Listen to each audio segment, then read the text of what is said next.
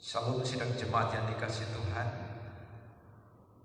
Kembali kita bersama-sama menghadap hadirat Tuhan dalam ibadah raya pada saat ini.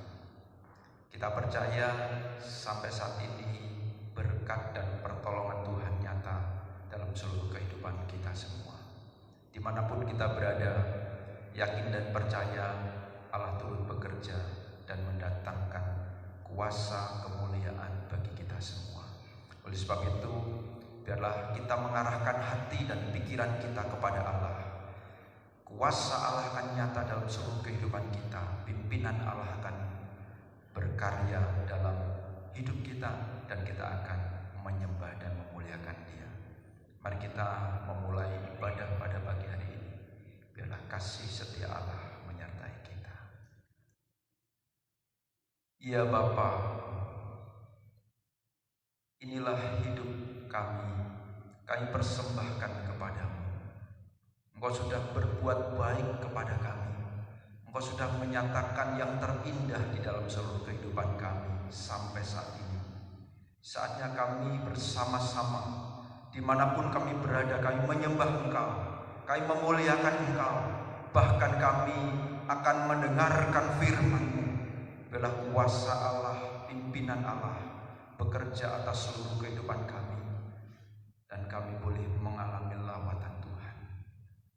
Biarlah ibadah pada pagi hari ini boleh jadi di dalam nama Bapa, Putra, dan Roh Kudus. Haleluya. Amin.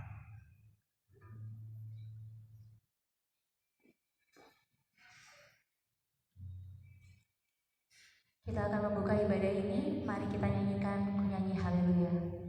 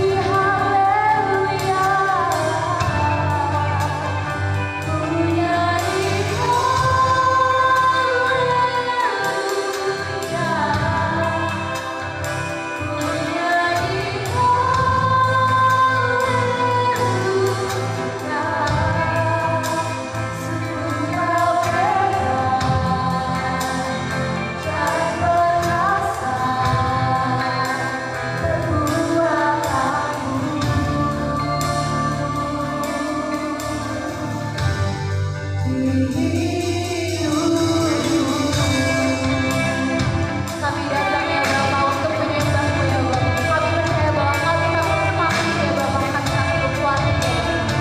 Karena kuasa-Mu yang akan dalam hidup kami ya Bapa. Terima kasih ya Bapa.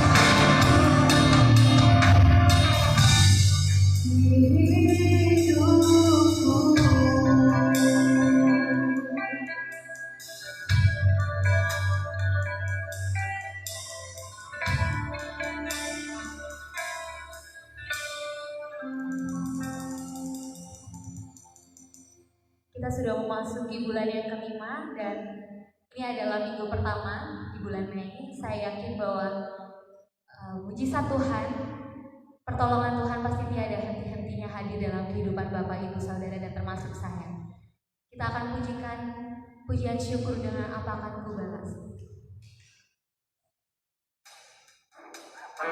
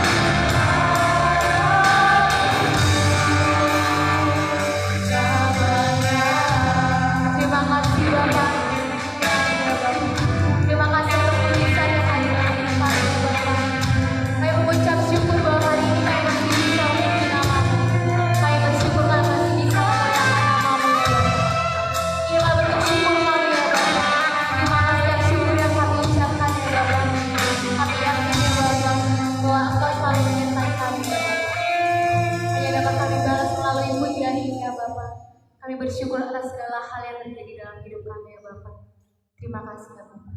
Amin. Shalom Bapak Ibu Saudara yang terkasih. Saya yakin bahwa mungkin saat ini kita beribadah di rumah masing-masing, tapi saya yakin bahwa anggur baru selalu tercurah di tempat kita beribadah. Anggur baru tercurah.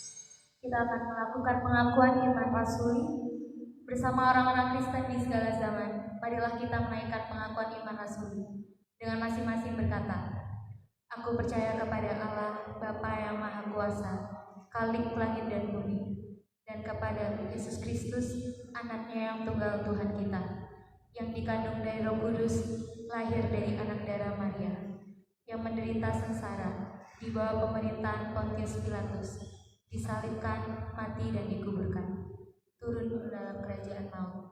Pada hari yang ketiga, bangkit pula dari antara orang mati, naik ke surga, duduk di sebelah kanan Allah Bapa yang Maha Kuasa. Dan dari sana akan datang kembali untuk menghakimi orang yang hidup dan yang mati. Aku percaya kepada Roh Kudus, gereja yang kudus dan am, persekutuan orang kudus, pengampunan dosa, kebangkitan tubuh, dan kehidupan yang kekal. Tiba saatnya kita akan mendengarkan firman Tuhan.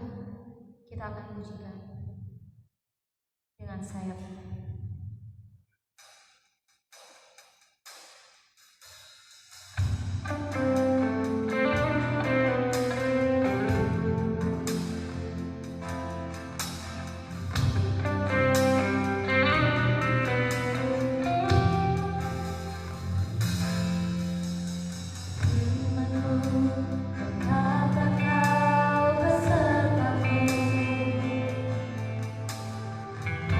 Kau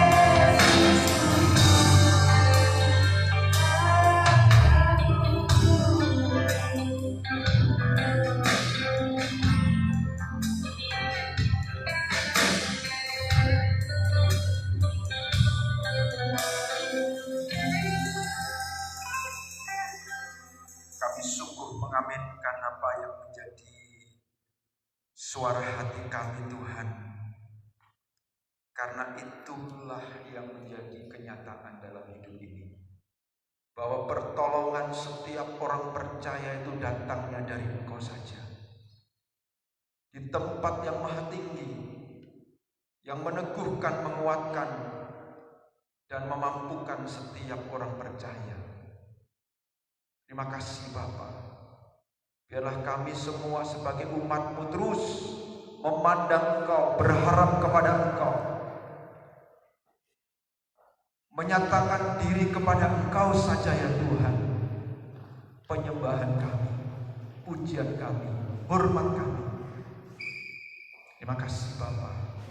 Dan saat ini kami akan merenungkan firman-Mu. Biarlah Roh Allah yang akan memimpin kami terus, sehingga setiap firman yang Tuhan sampaikan atas setiap kami membuat kami semakin hari semakin sempurna di hadapan Tuhan. Terima kasih Bapa. Kami sambut firman-Mu di dalam nama Tuhan Yesus Kristus. Kita semua katakan amin. Shalom. Kembali kita bersukacita karena Tuhan memberikan kesempatan kepada kita untuk menyembah, memuji, bahkan kita mendengarkan firman Tuhan. Firman Tuhan pada pagi hari ini mengambil satu tema. Kristus pun telah menderita untuk kamu, untuk kita semuanya. Di dalam surat 1 Petrus pasal yang kedua ayat 19 sampai 25 kita akan membacakan firman Tuhan tersebut. Demikian firman Tuhan. Sebab adalah kasih karunia jika seorang karena sadar akan kehendak Allah menanggung penderitaan yang tidak harus ia tanggung.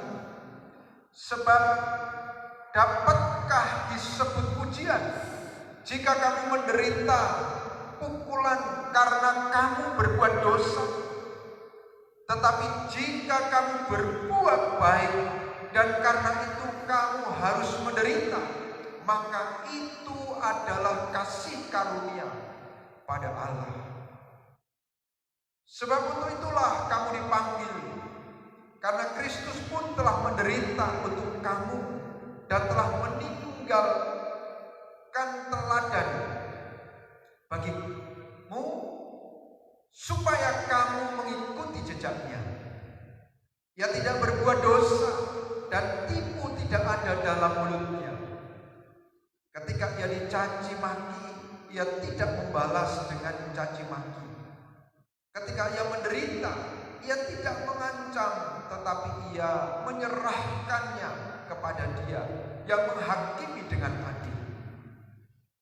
Ia sendiri telah memikul dosa kita di dalam tubuhnya di kayu salib, supaya kita yang telah mati terhadap dosa hidup untuk kebenaran. Oleh bilur-bilurnya kamu telah sembuh. Sebab dahulu kamu sesat seperti domba, tetapi sekarang kamu telah kembali kepada gembala dan pemelihara jiwamu. Amin. Puji nama Tuhan. Berbahagialah kita yang membaca, merenungkan, dan melakukan dalam kehidupan kita sehari-hari. Sidang jemaat, Bapak Ibu sekalian, anak-anak Allah yang dikasihinya, kita semua saat ini sedang mengalami penderitaan secara bersama-sama oleh wabah penyakit corona. Bapak Ibu yang dikasihi Tuhan, tetapi apakah itu yang menjadi kehidupan kita tidak memiliki pengharapan? Kita masuk di dalam penderitaan yang terus kita rasakan dan kita sampai tidak bisa melihat Allah yang hidup, yang ada bersama-sama dengan kita. Yang seringkali menjadi pertanyaan dalam setiap kehidupan manusia. Mengapa setiap manusia mengalami penderitaan hidup? Padahal dalam setiap hari, setiap waktu, dalam progres hidup manusia berupaya menemukan sesuatu yang lebih baik. Tetapi di tengah jalan ada hal yang manusia tidak bisa menyadari akan keterbatasannya. Sehingga ketika ada satu kuman yang tidak nampak, yang itu mengembang dan mewabah di seluruh dunia, manusia tidak mampu melakukan hal untuk bisa menahannya. Mengapa setiap manusia mengalami penderitaan? Jawabannya adalah dosa. Mungkin ini satu jawaban yang klasik, jawaban yang bisa ditebak oleh setiap orang, bahkan kita yang percaya akan fasih mengatakan itu semua karena dosa. Tetapi seringkali itu hanya ada di mulut kita, itu hanya di pengetahuan kita. Tetapi seringkali kita tidak menyadari bahwa dosa itu memang benar-benar menguasai setiap hidup manusia di muka bumi ini. Mengapa ada penderitaan? Karena ada pelanggaran terhadap firman Allah. Karena ada penolakan terhadap firman Allah. Karena ada kemauan untuk menguasai dirinya sendiri tanpa melibatkan Tuhan.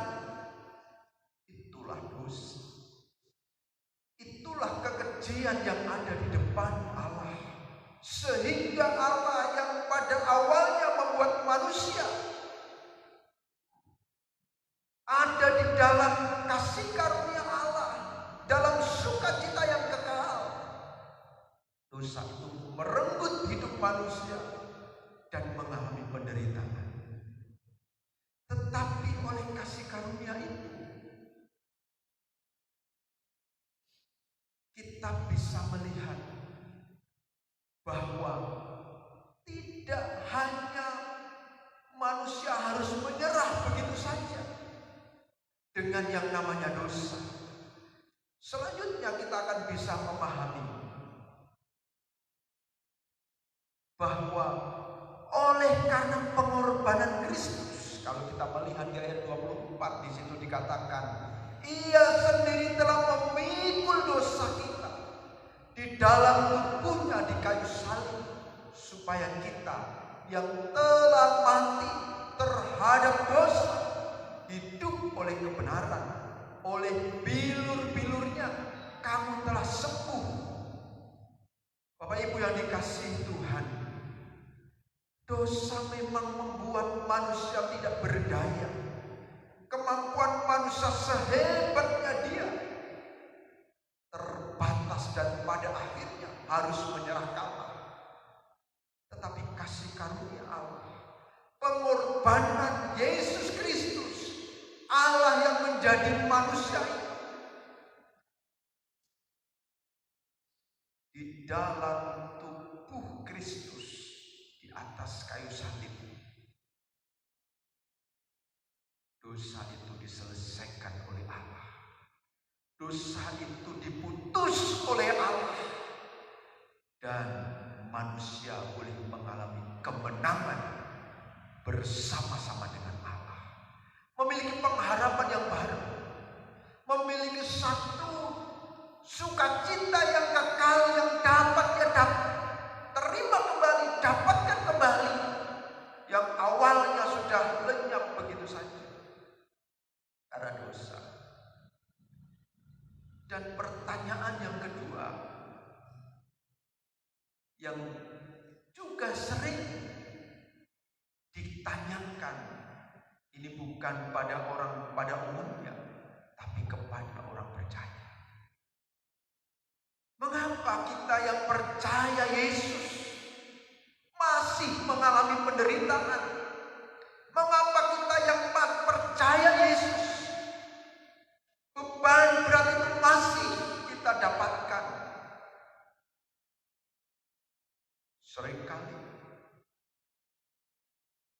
kita mendengar, percaya Yesus, semuanya menjadi bebas, semuanya menjadi lepas, semuanya kita terhindar dari semua. Kita langsung sukacita terus. Ya, sukacita terus. Tapi sukacita tanda kutip Bapak Ibu yang dikasihi Tuhan. Sukacita yang ada di dalam penderitaan orang percaya.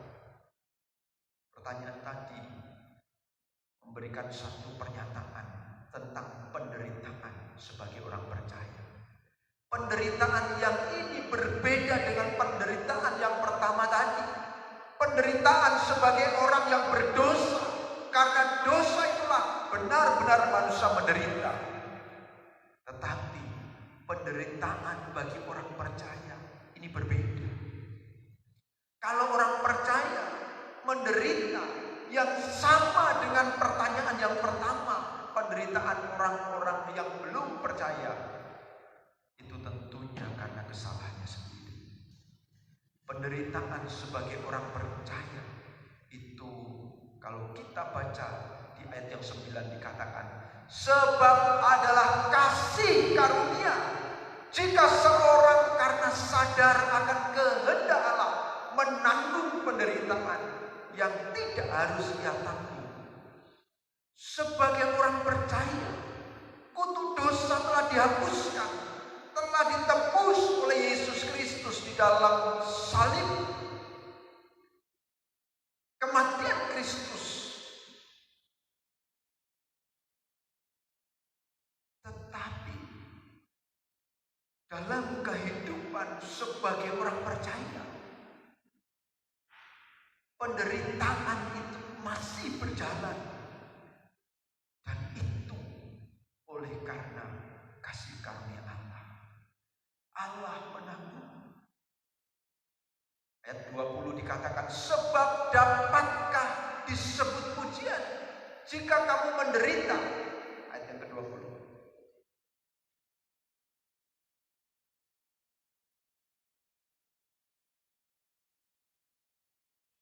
Ayat 20 di situ dikatakan,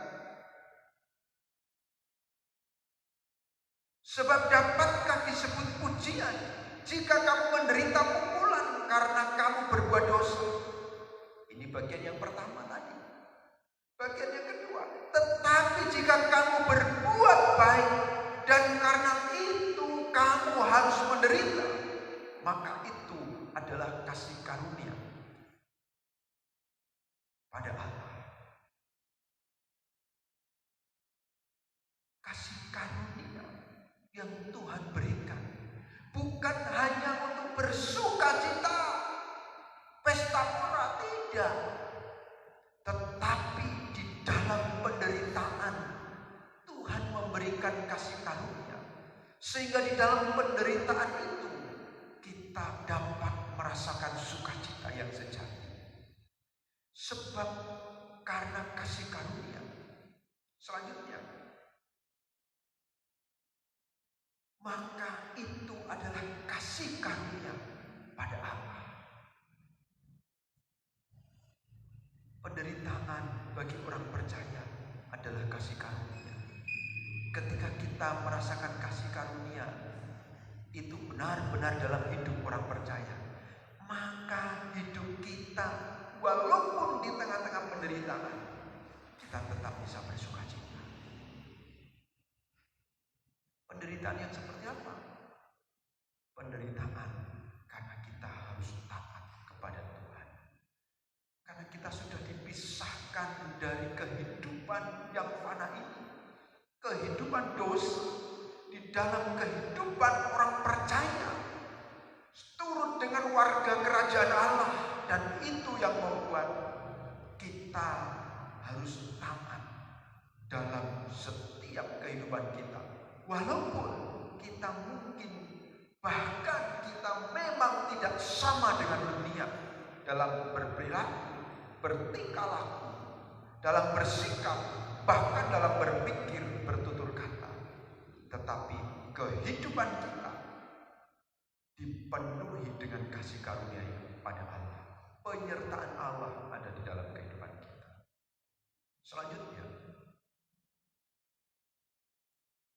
sebagai orang percaya, tentunya kita memandang tentang penderitaan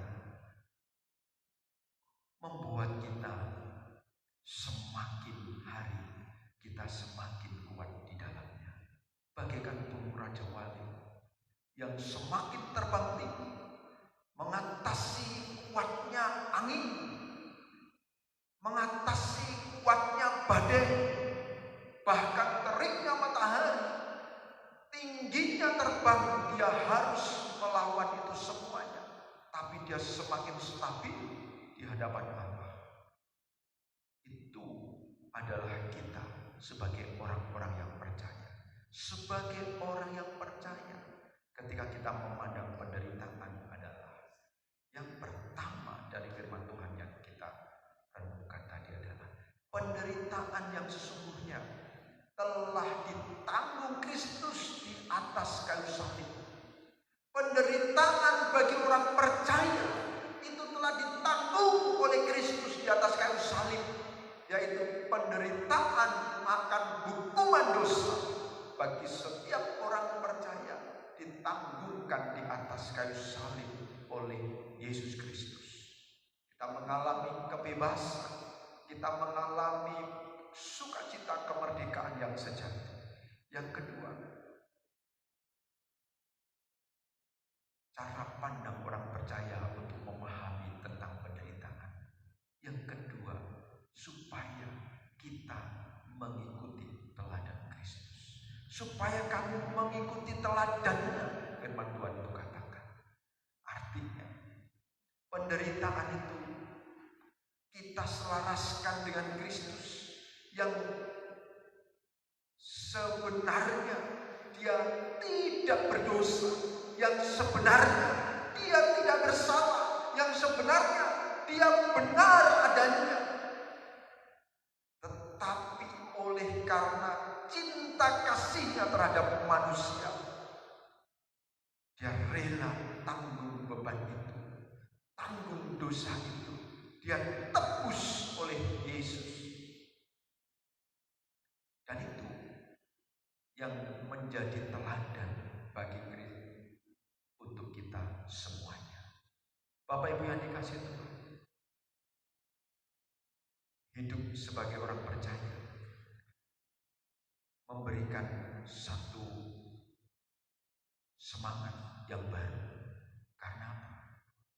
Karena Kristus telah menderita untuk kita, menggantikan kita, menebus dosa, dan menjadi teladan supaya kita orang percaya mengikuti teladan ketaatan sampai akhir, sampai selesai.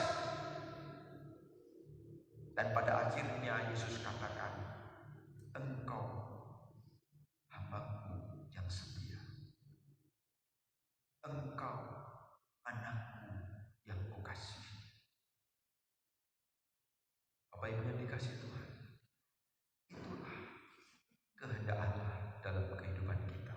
Sekalipun kita ada di tengah-tengah penderitaan saat ini, tetapi ingatlah, Kristus telah menanggungnya. Kristus bersama-sama kita. Tugas kita adalah meneladani Kristus. Taat. Jangan pernah digoyahkan oleh tipu musnah iblis sehingga kita taat dan jatuh di dalam dosa. Itulah kehendak Tuhan dalam hidup kita. Kita akan diberkati oleh Tuhan. Kita akan ditolong oleh Tuhan untuk mengatasi kehidupan ini. Dan pada akhirnya kita mempermuliakan Dia. Terpujilah nama Tuhan. Mari kita berdoa. Tuhan, kami sungguh mengucap syukur karena Engkau Allah yang setia. Engkau Allah yang mengasihi umat-Mu. Bahkan seluruh dunia ini Tuhan kasih. Tuhan,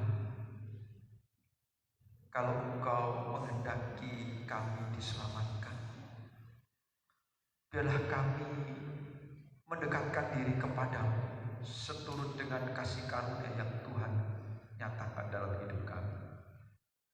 Dan biarlah seluruh perjalanan hidup kami hari lepas hari.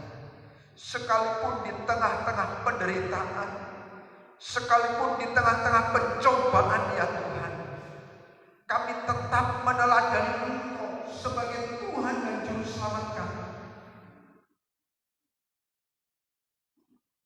Kami taat sampai akhir hidup kami, seperti Engkau taat sampai akhir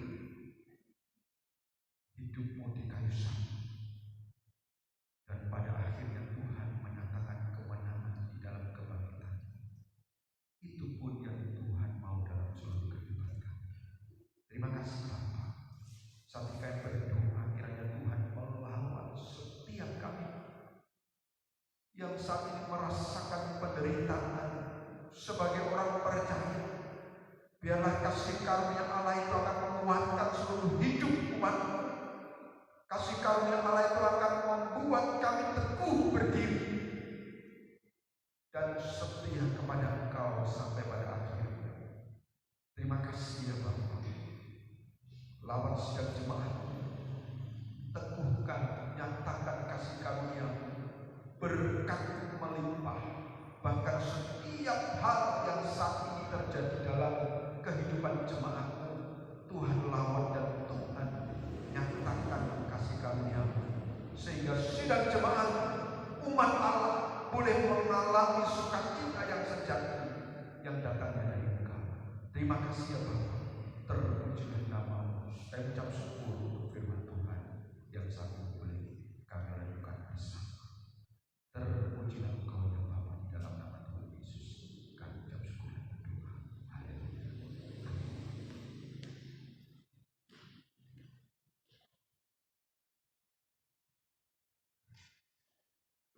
Bapak Ibu Saudara yang dikasihi oleh Tuhan, pada saat ini marilah kita menyatukan hati kita dengan segala kerendahan hati. Kita mau berdoa sama untuk seluruh dunia, untuk gereja-gereja Tuhan, dan khususnya untuk Indonesia, untuk gereja kita. Marilah kita berdoa. Tuhan, lewat doa ini kami percaya, kami sangat yakin Tuhan mendengar, melihat, bahkan menjawab doa kami. Karena itu biarlah Allah Roh Kudus menuntun, memimpin ketika kami berdoa pada saat ini. Hati kami tertuju kepada seluruh dunia ini yang sedang mengatasi, yang sedang menghadapi kesulitan COVID-19 ini. Pagi ini kami berdoa untuk seluruh pemimpin dunia. Biarlah mereka dengan segala kerendahan hati mau tunduk takluk kepada otoritas Tuhan. Mereka tidak menyombongkan diri mereka sendiri, tetapi dengan segala kerendahan hati menerima kuasa Tuhan, percaya kepada-Mu. Hanya dengan cara Tuhan seluruh persoalan dunia akan dapat diatasi.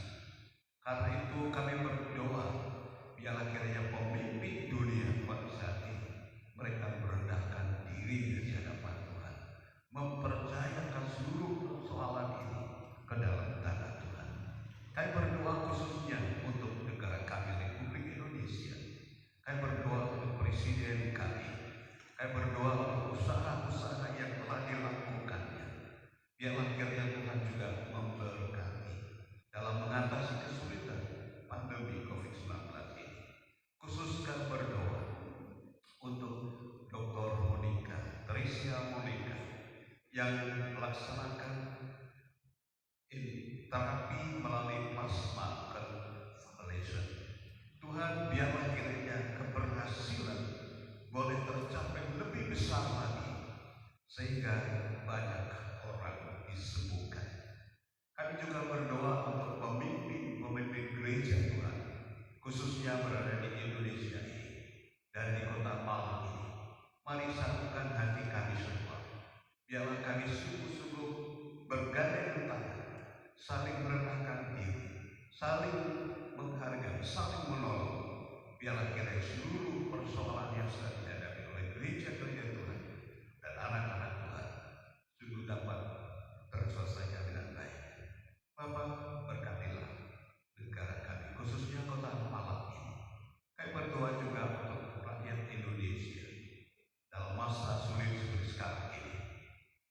Tuhan menjamah setiap hati anak-anak bangsa ini, membuka wawasan mereka, pikiran mereka, bahwa sesungguhnya otoritas tertinggi adalah di dalam tangan-Mu. Biarlah kami sungguh-sungguh takluk tunduk kepada kuasa Tuhan. Berkati negara kami Republik Indonesia. Pada saat ini hamba berdoa secara khusus untuk jemaat Pelita Kasih. Tuhan tahu keadaan mereka dalam 2 bulan lebih ini. Tuhan, kami mengalami kesepian, kami mengalami kesendirian, tetapi Engkau beserta dengan kami. Kami rindu untuk beribadah bersama-sama lagi. Karena itu Tuhan kiranya menjawab setiap hati kami pada pagi hari ini, dan juga menjawab doa kami. Biarlah masalah yang sulit ini bisa terselesaikan dengan secepatnya, sehingga kerinduan kami untuk beribadah bersama-sama boleh terlaksana dengan baik. Bapa, terima kasih. Engkau Allah yang hidup, Allah yang mendengar setiap doa-doa kami. Karena itu di pagi hari ini kami berdoa. Kami ada di tempat ini, dan juga saudara kami yang ada di rumah mereka masing-masing. Kami berdoa dan menyerahkan diri kami dalam tangan. Dan sekarang sedang jemaat Tuhan, terimalah berkat Tuhan. Biarlah kiranya rahmat dan kasih Allah, anugerah dan damai sejahtera Tuhan Yesus Kristus, kekuatan, hiburan, pertolongan dari Allah Roh Kudus, kiranya menyertai saudara sekalian saat